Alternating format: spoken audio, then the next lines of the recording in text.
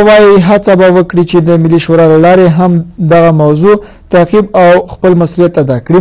ده وویل د ساري په نوم د زنداران یو زندان دی چې د ابدي حبس زندانیان په اعدام محکوم شوي دي. په ایران کې د افغانستان سفارت هم دا موضوع تایید کړي چې هیله ده چې د بهرنیو چارو وزارت په دې برخه کې خپل مسؤلیت ادا کړي.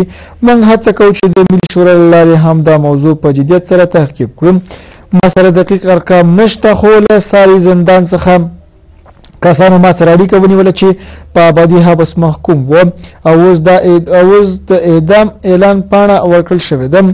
نوموړي وویل چې د افغانستان ګاونډي هیوادونو په ځانګړې توګه ایران او پاکستان تل د افغان حکومت له مجبوریتونو ګټه اخلي او په کډوالو د فشار اړولو لارې خپل سیاسي اهداف ترلاسه کوي. خو د بهرنیو چارو وزارت چې پاتې په درېیم مخ کې ده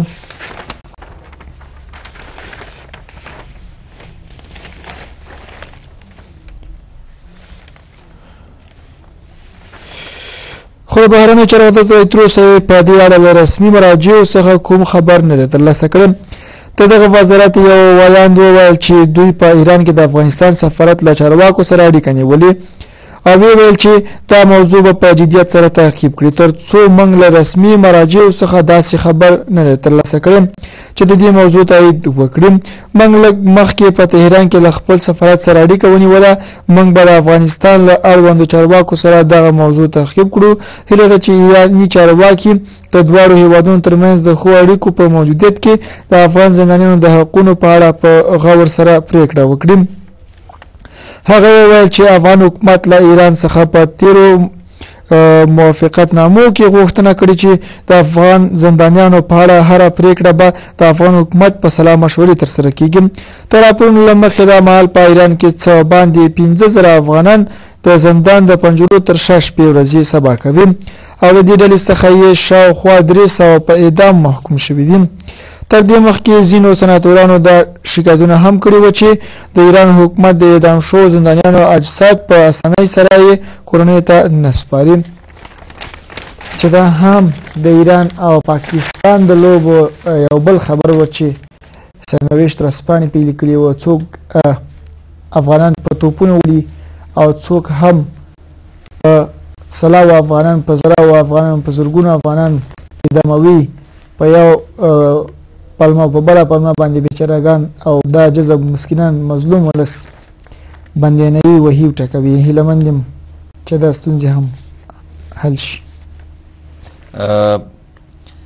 د امریکا باید د افغانستان د لانجې د حل لپاره د پاکستان پر وړاندې سخت دریځ غوره کړي چې دا هم د ویسا لیکنه ده. د متحدو ایالتونو د امریکن انټرپرایز انسټیټیوټ شنان احمد مجیدیار په یو تحلیلي لیکنه کې چې CNN خبره کړې د افغانستان د حالاتو د سمولو لپاره 15 وړاندیزونه کړي دي. لیکوال د امریکا د ولسمشرۍ په دواړو کاندیدانو نیوکه کوي چې د افغانستان یادونه نه کوي او اوباما له افغانستانه د پوځیانو پر ایستلو ټینګار کوي. مجیدیار د افغانستان د حالاتو د ښه کېدا لپاره خپلې 15 سپارښتنې په دې ډول تشریح کړي دي. دی وایي لومړی باید د پاکستان پر وړاندې سخت دریځ غوره شي. د په باور د امریکا متحده ایالتونو ویني چې پاکستان له تیرو 10 کلونو راهیسې په افغانستان کې د جنګیدونکو یاغیانو ملاتړ کوي. د حقانی شبکه او د ملا عمر په مشرۍ د کویټې شورا د پاکستان په خوښه د دغه هیواد له خاورې عملیات کوي.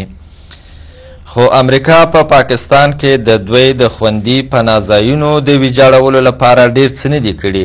پکار ده چې دا پالیسي بدله شي او واشنګټن باید اسلام آباد ته په زغرده ووایي چې د امریکا د مرستو په بدل کې د طالبانو پټن ځایونه ویجاړ کړي او یا د خپل کار جدي عواقبو ته انتظار وباسي. لیکوال وایي چې دا اقدامات به بې له شکه بې قیمته نه وي بلکې د پاکستان پوځ ممکن غچ اخیستونکي ګامونه واخلي لکه د ناټو د ترانزیټي لارې بندول. خو د پاکستان پر وړاندې د نه اقدام کولو بیه تر دې ګرانه تمامیږي. مجیدیار دارنګه په خپله لیکنه کې وړاندیز کوي چې له افغانستانه دې په بیړه د ځواکونو له ایستلو ډډه وشي لیکوال زیاتوي چې له 2014 کال وروسته هم د افغان امنیتي ځواکونو ملاتړ ته باید دوام ورکړي. افغان ځواکونه د کال 6 میلیارده ډالرو ته اړتیا لري، خو سپینه ماڼۍ غواړي د افغان امنیتي ځواکونو شمېر له 2014 کال وروسته له 350 زرو څخه 210 زرو ته لږ کړي، خو دا به د سپینې ماڼۍ لویه تېروتنه وي. له طالبانو سره د سولې د خبرو هڅه